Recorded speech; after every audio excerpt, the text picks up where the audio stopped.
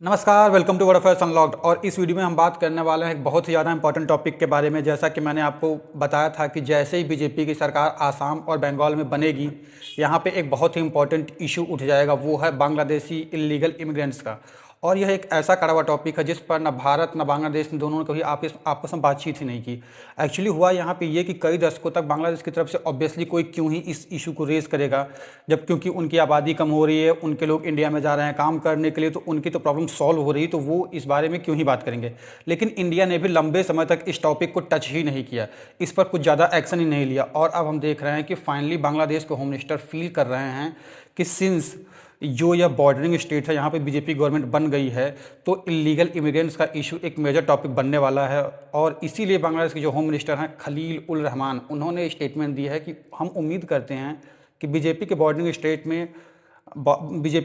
State में government आने से कोई इलीगल इमिग्रेंट्स पे कोई पुशबैक नहीं होगा। जैसे इन्होंने ये स्टेटमेंट दिया कि भारत कोई पुशबैक नहीं करेगा इलीगल इमिग्रेंट्स का बांग्लादेश में वापस, वैसे ही भारत की तरफ से इमीडिएटली रिस्पॉन्स है। मिनिस्ट्री ऑफ एक्सटर्नल अफेयर्स ने ये कहा कि पुशबैक की तो यहाँ पे कोई बात ही नहीं है। सीधा सीधा इशू ये है कि इलीगल इमिग्रेंट्स जो बांग्लादेश से भारत में आए हैं उनके रिपैट्रिएशन का, यानी कि जो यहाँ पे इलीगल इमिग्रेंट्स भारत में आए हैं उनका रिपैट्रिएशन होना ही है।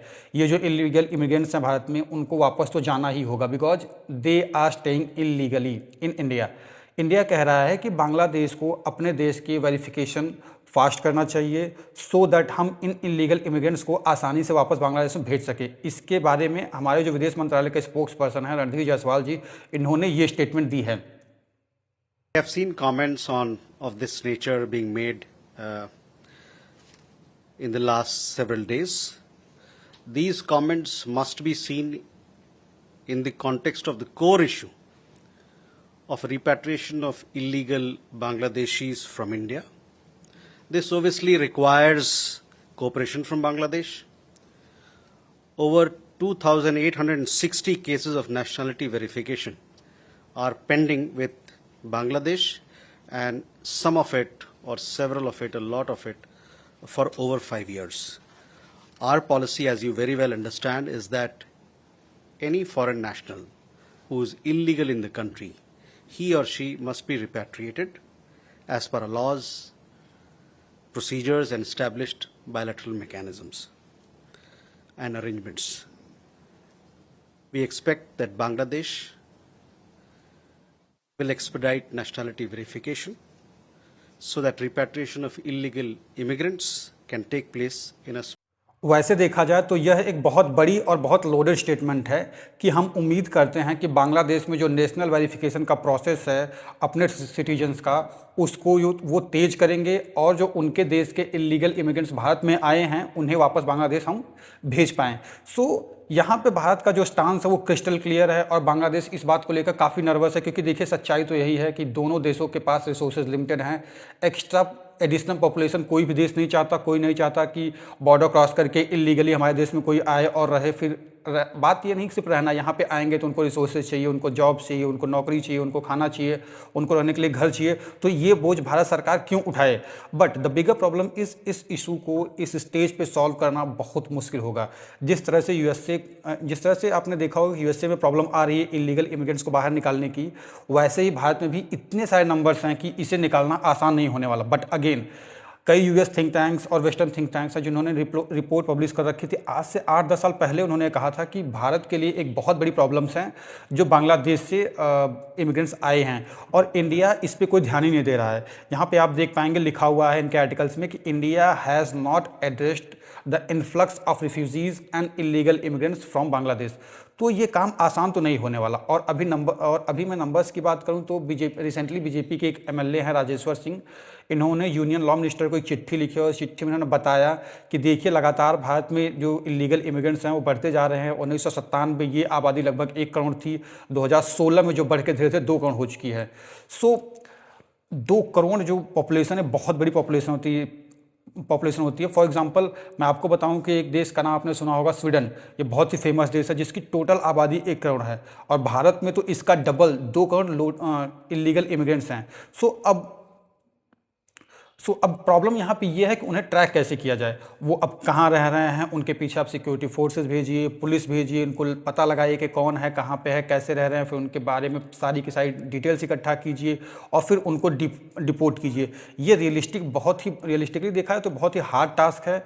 और अगर आपको याद हो तो डोनाल्ड ट्रंप ने इस इलीगल इमिग्रेंट का मुद्दा उठाकर ही पूरा का पूरा चुनाव जीत लिया और पावर में आ गए। इन्होंने कहा था कि यूएस में आज के टाइम पे बहुत सारे इलीगल इमिग्रेंट्स आ चुके हैं। यूएसए में टोटल इमिग्रेंट्स का जो नंबर बताया जाता है वो 1 करोड़ 10 लाख है, और भारत में इसका नंबर इसका डबल यानी कि लगभग 2 करोड़ 20 लाख या 2 करोड़ के आसपास माना जाता है। इससे इलीगल इमिग्रेंट्स का प्रॉब्लम कितना बड़ा है आप देख सकते हैं। और यूएसए जैसे देश में तो जहाँ पे मैं कहूँगा एक बार कि पॉपुलेशन डेंसिटी कम है, यहाँ पे जो डेटा है पॉपुलेशन का वो थोड़ा ज़्यादा मॉनिटर किया जाता है, उनको ट्रैक करना रिलेटिवली भारत के कंपैरिजन में आसान है। फिर भी वहाँ पे बताया जा रहा है कि जो यूएस गवर्नमेंट का डिपोर्टेशन का प्लान है उसमें लगभग 300 से लेकर $900 मिलियन लग सकते हैं पूरे के पूरे 10 साल, और ये इसमें 10 साल का कम से कम टाइम लगेगा। तो इसके लिए, क्योंकि देखिए ये इतना आसान काम होता नहीं है। अब अगर भारत की बात करें तो भारत में करना क्या होगा, इसके लिए पहले आउटडोर कैंप्स बनाने पड़ेंगे, क्योंकि ऐसा तो होगा नहीं कि आप किसी लीगल इमिग्रेंट को उठाएंगे और सीधा उनको वापस भेज देंगे। उसका पूरा प्रोसेस होगा। उन्हें पहले डिटेंशन कैंप में भेजा जाएगा, वहाँ पर इसे वेरीफाई किया जाएगा, फिर इस वेरिफिकेशन को उस कंट्री के पास भेजा जाएगा, फिर वो कंट्री वेरीफाई करेगी, फिर उसके बाद एक प्रॉपर प्रोसेस के बाद फिर उसको वापस डिपोर्ट किया जाता है। तो ये काम करना बहुत मुश्किल होता है। ये बोलना काफ़ी इजी है कि भाई बस उठाओ और निकाल के बाहर फेंक दो, ये बेसिकली पॉसिबल होता नहीं है। बट जब हम ग्राउंड रियलिटी पे आते हैं तो देखते हैं it's going to be very difficult and very long process. अभी डोनाल्ड ट्रंप को देखा जाए तो डोनाल्ड ट्रंप को आए हुए लगभग 1 साल 3-4 महीने के आसपास हुए हैं। उसमें उन्होंने अपने आइस फोर्सेस का यूज़ करके भी अभी तक सिर्फ और सिर्फ उन्होंने लगभग 5 लाख लोकल मतलब कि इलीगल इमिग्रेंट्स निकाल पाए हैं। हालांकि 5 लाख एक बहुत बड़ा नंबर है, फिर भी जो इनका टोटल नंबर है 1 करोड़ 10 लाख, उसका तो ये बहुत कम है।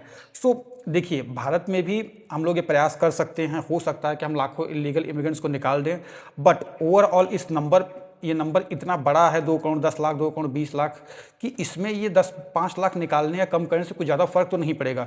बट अगेन हमें प्रयास करना ही पड़ेगा और हमें प्रयास करना भी चाहिए। बट आई थिंक हमारी कोशिश ये होनी चाहिए कि जो ये नंबर्स हैं ये आगे ना बढ़ें। यानी कि हम ये कोशिश कर सकते हैं कि भारत बांग्लादेश के बॉर्डर की फेंसिंग की जाए, उसकी मॉनिटरिंग अच्छे से हो, हम सेटेलाइट से नज़र रखें, सिक्योरिटी फोर्सेस वहाँ पे अच्छे से ध्यान दें, वहाँ पे कैमरेज लगाए जाएँ, और जो भी जितना भी ज़्यादा हो सके ये नंबर बढ़ ना पाए, मतलब जो लोग अब फिर से आगे आने वाले हैं वो ना आ पाएँ और ये इशू ज़्यादा बढ़े ना। जो है वो 2 करोड़ है तो 2 करोड़ से कम हो, 2 करोड़ से 4 करोड़ 6 करोड़ 8 करोड़ ना हो। क्योंकि बांग्लादेश की इकोनॉमी जो है वो भी बहुत बुरी तरीके से डैमेज हुई है पिछले, आपने देखा होगा 1.5-2 सालों में जो हाल रहा है इनका। तो यहाँ से माइग्रेशन और बढ़ने के चांसेस हैं ही, और इसीलिए ये प्रॉब्लम पूरे इंडियन सब कॉन्टिनेंट में बढ़ेगा। इसलिए भारत को चाहिए कि भारत अब कोशिश करे कि आगे से और ज़्यादा इमिग्रेंट्स भारत में ना आए। तो अभी ये देखना होगा कि यूएस का जो केस है उससे हम लोग क्या सीखते हैं, हमारे यहाँ लोग क्या अप्रोच लेते हैं इलीगल इमिग्रेंट्स को लेकर बांग्लादेश के साथ टेबल बैठ के हम क्या बातचीत करते हैं, कैसे हम उनको कन्विंस करते हैं कि अपने सिटीजन्स को वापस ले जाइए। All this will have a huge impact on the both countries economy. मतलब बेसिकली प्रॉब्लम यहाँ पे एक ये भी है कि हम ये दोनों देश बैठ के बात तो कर पाएँ कि हाँ भाई आपकी जो पॉपुलेशन हमारे यहाँ पे आए, जो हमारे यहाँ आपके लोग हमारे यहाँ पे हैं, इनको आप वापस ले जाइए। अगेन ये एक बहुत डिफिकल्ट टास्क है और कॉम्प्लिकेटेड टास्क है, और मुझे पता नहीं कि भारत सरकार इस पर क्या रास्ता निकालेगी। It will be very interesting to see. So आगे जैसे ही कुछ होता है हम आपको इसके बारे में अपडेटेड वीडियो लाते रहेंगे।